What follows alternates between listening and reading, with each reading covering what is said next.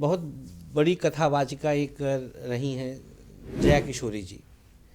अभी तो उन्होंने कम कर दिया है कथा वथा, वो कुछ और ही चल रहा उनका अभी, जा करके भी मोटिवेशनल स्पीकर के रूप में अभी वो अपना प्रोफाइल बनाई हैं। उन्होंने एक इंटरव्यू में कहा था एक बड़े चैनल को कि मासिक धर्म पूरी तरह से अपवित्र जो कहा गया ये गलत है और ऐसा नहीं होना चाहिए, और वो इसको बिल्कुल उन्होंने नकार दिया कि ये अपवित्र श्रेणी में नहीं आता है।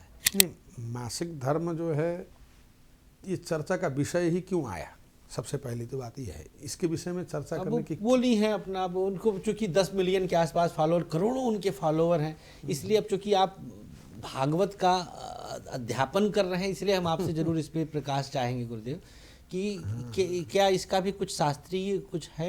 नहीं, देखिए शास्त्र के आधार पर तो आप हम सभी जो पुराणों में लिखा है जी कि उस समय वह धर्म आदि के लिए योग्य नहीं मानी जाती है। चतुर्थे अहनि शुद्ध्यति। यहाँ अशुद्ध का मतलब जो है कैसा अशुद्ध? अशुद्ध के भी तो कई प्रकार होते हैं ना भाई। हमारे भी कोई अंग हैं, अशुद्ध अंग हैं, जहाँ हाथ लगाने पर फिर हम अपवित्र होने का अनुभव करते हैं, फिर धोते हैं, साबुन लगाते हैं। तो यहाँ त्यज्य नहीं है। अच्छा, शास्त्रों में अब किस परिपक्ष से शास्त्रकर्ताओं ने कहा वो तो लिख के चले गए। अब जिसको मानना है माने, जिनको न मानना है तो हम कोई भी जबरदस्ती उसको मनवा तो नहीं सकता।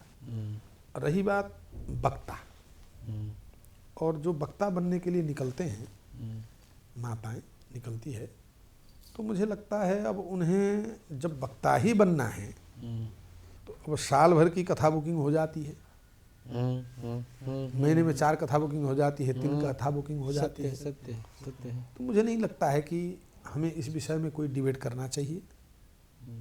कुछ विषयों में मौन रहना ही ठीक है।